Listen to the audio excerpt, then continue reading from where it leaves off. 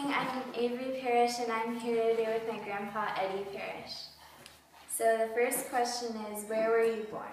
I was born in Kingston, Tennessee, in June the 4th, 1946, and I was born on Kentucky Street, where the raceway is, in the home there, and I was born at home. And my mom said the doctor charged her $25 for the bill. So that's why I'm worth $25. What was the biggest event in your life so far? Oh my goodness. The biggest events in my life are my grandkids. That's the biggest events in my life. You know?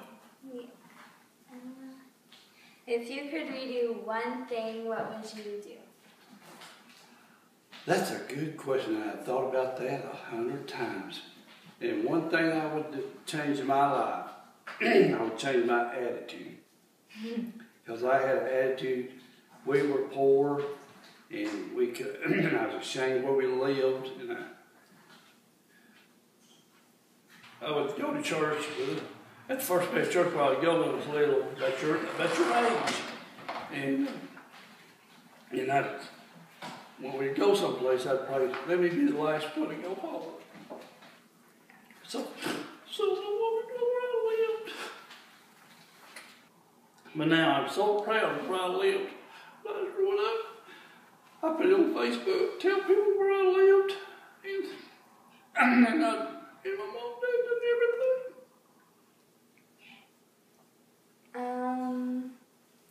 Tell me a story about your childhood. We lived different places in town. One time we lived on Greenwood Street, and me and Freddie, we was playing, and we didn't have toys. So we'd take a spoon and go down and dig in the dirt. And so we go down and dig in that dirt, and so that's what we do. We tried to do tunnels and stuff like that. And then I'll tell you this story about Sybil. One time I made Sybil mad. And my mother was going to whip me. And I climbed a tree out on 3rd Street where there used to be a blue house out there. And I stayed at the tree all day long. Sybil sat at the bottom of that tree. And every time I start to come down, she would say, "Mom, he's coming down." She'd come out there to get me to whip me. Then after lunch, I finally came down, and Mom didn't whip me. And so Sybil got mad at me because she didn't whip. You know. Tell me a story about your teenage years. Oh my goodness, I was a mean kid. I was in the Boy Scouts.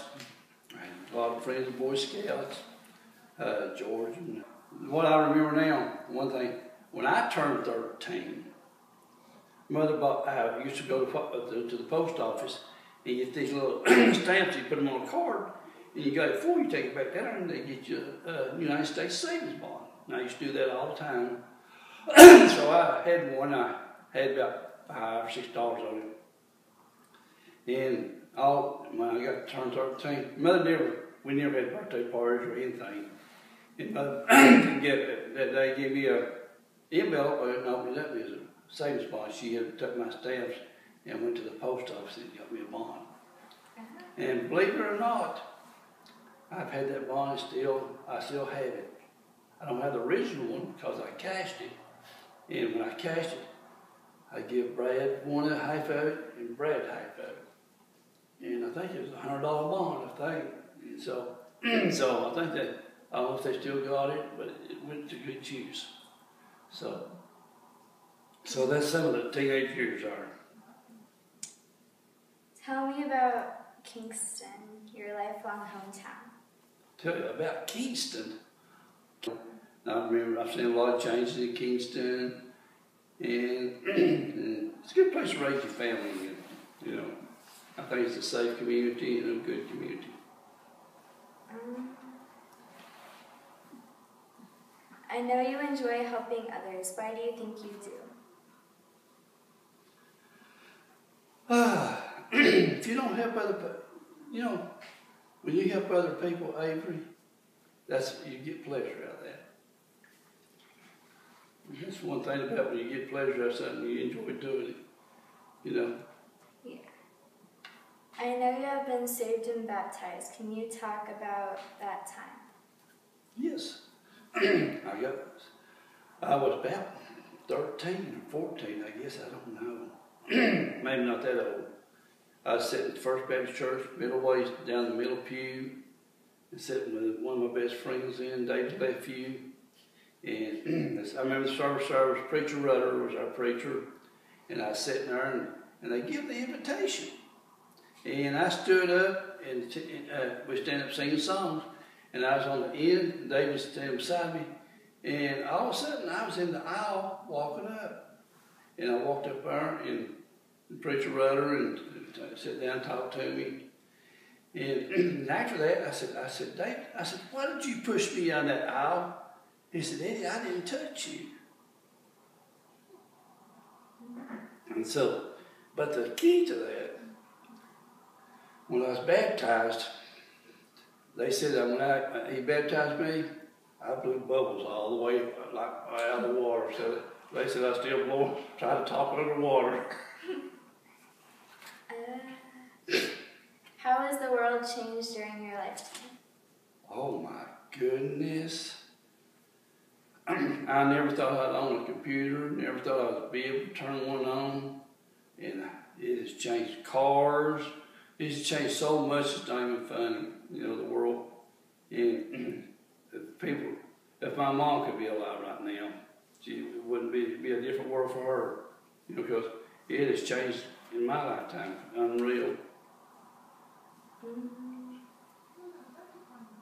Describe your favorite memories being at home. Being at home, I'd rather be with my family than be anywhere else. And, you know, being home is being with your family and loved ones. And, you know, if you got a good home, you enjoy being there. What's been your philosophy in life? Well, my philosophy is, and I don't live by this, when I was in the 7th grade, I had a teacher called Miss Hart. Every morning, when she first said she walked in, she would say, all right, everybody repeat this same Bible verse. And she was, a word fitly spoken is like apples of gold and pictures of silver. I say that, and I just say it to be saying it. You know, I didn't, you know. And then one day I was sitting in church about 10 or 15 years ago. And I says, how come I know that? So I got the Bible and started looking at it. And after I found it in the Bible, I said, Miss Harvey used to make us say this every morning. And so I had a friend who goes to church there, and I asked him about it. He said, you know what, Eddie, I remember that too, Craig Money. And so it's, you know, so it stuck with me, you know. You have seen a lot in your life. What do you think will be different in the next 20 years?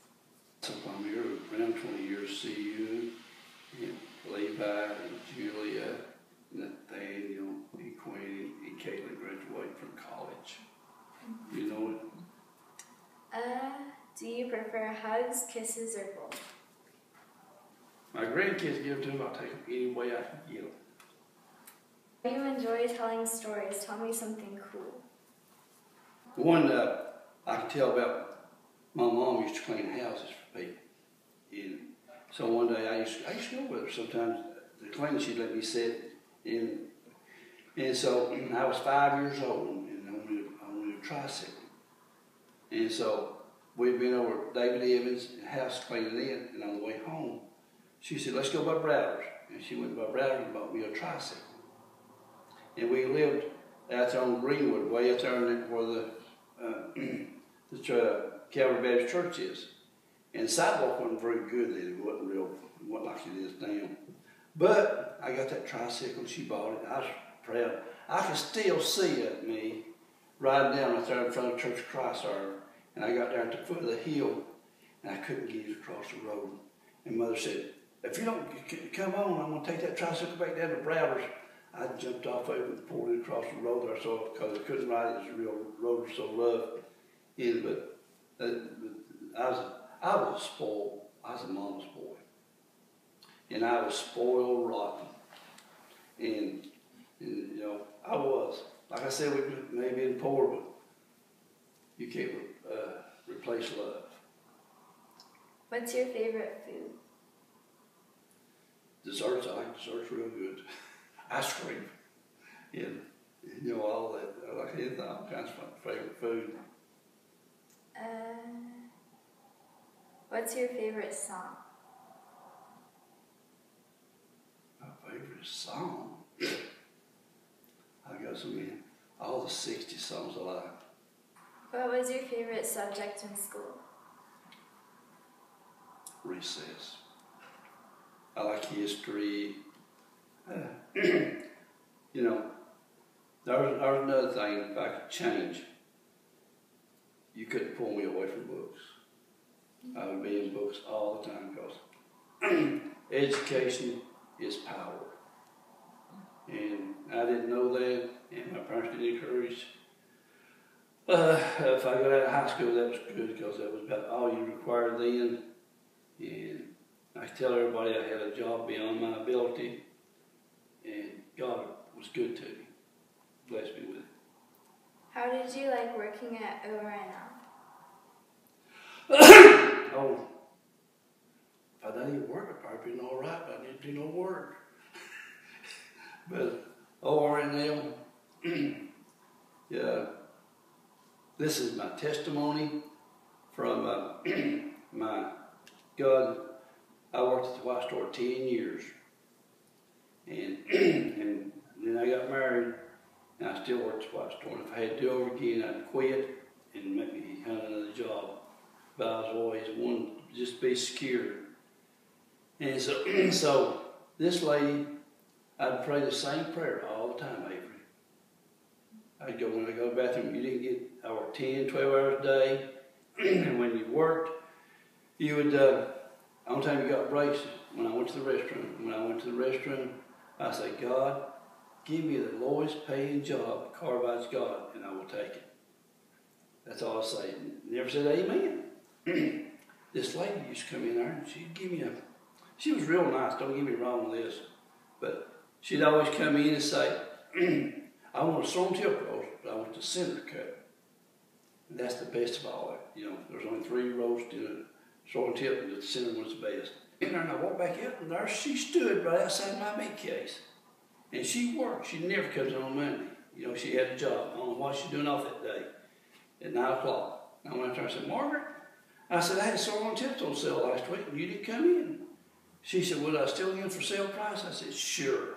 So I went back and got them, rewrapped them, turned them right there. She just said, have you ever tried to get a job at Carbide? I said, yes, I have. She said, you take any job I can get you? I said, yeah. And she just turned and walked off, that's it. So that I called Joan, she come by me and her rode out to their house. They used to live at that Rose Bay Lake. I filled it out. Next morning, 9 o'clock again, I got a phone call. Can you come in for an interview? I said, yes. I left and went up there, had an interview by a guy by the name of Howard Lee. He said, well, I don't know if you got a job for you or not. So we don't have no, I was a meat market manager. And so he said, hey, he said, you take any job I can get you here. And I said, yeah. Then next morning, Wednesday morning, I got a job call from X10 again. Said, when can you come to work? I said, what? Like I said, it took 6 months to a year. And so I said, well, give me 2 weeks. And so I went up there and told Mr. Breville I was quitting. That was Wednesday. So Thursday then, they told me, I called back and told me to work Monday. And so see, that's a miracle right there. 5 days to get on up there, back in 74. And so that's how I went to work in the cafeteria, making $1.90 an hour. And So that was the lowest paid union job up there. So God answered my prayer to the T. And I said, well, my faith wasn't big enough. It was too. Some people say, well, you should have prayed for more. But I got what I prayed for. How do you like working with people from around the world? Oh, people from... You know what? There again, let's go back to the Latin. I'm a Southern Baptist, and I've sat in the Southern Baptist church, and I think sometimes Southern Baptists are the worst enemies of their own selves.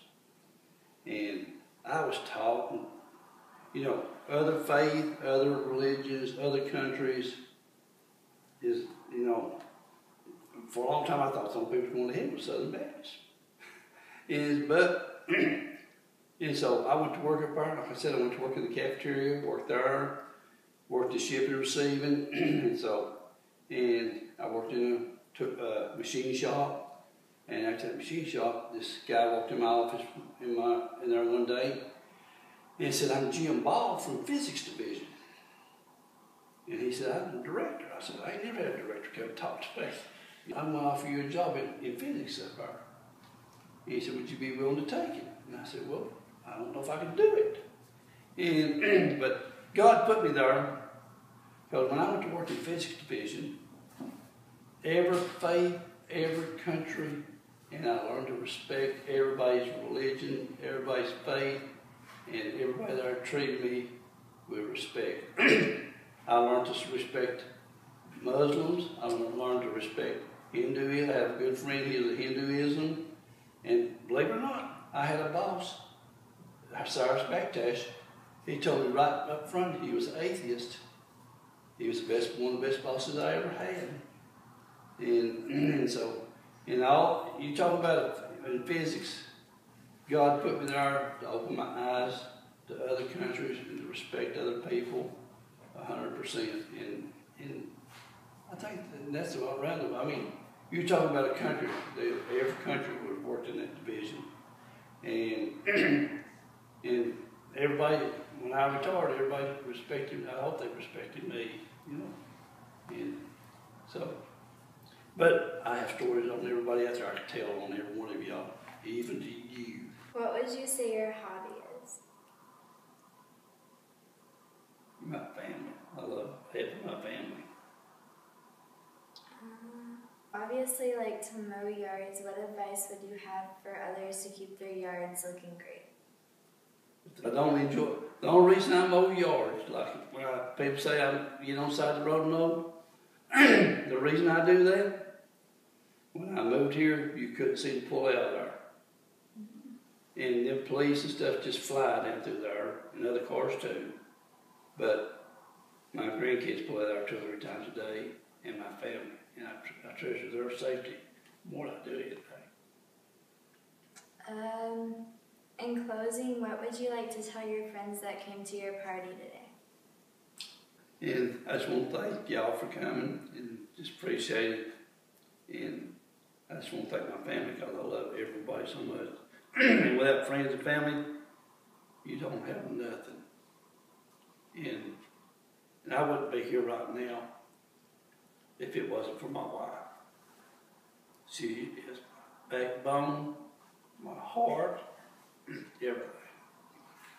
And I kind of get too rough with my family sometimes. It don't kind of keep me in place and everything. So I do is just say thank you, and I love you and all my grandkids.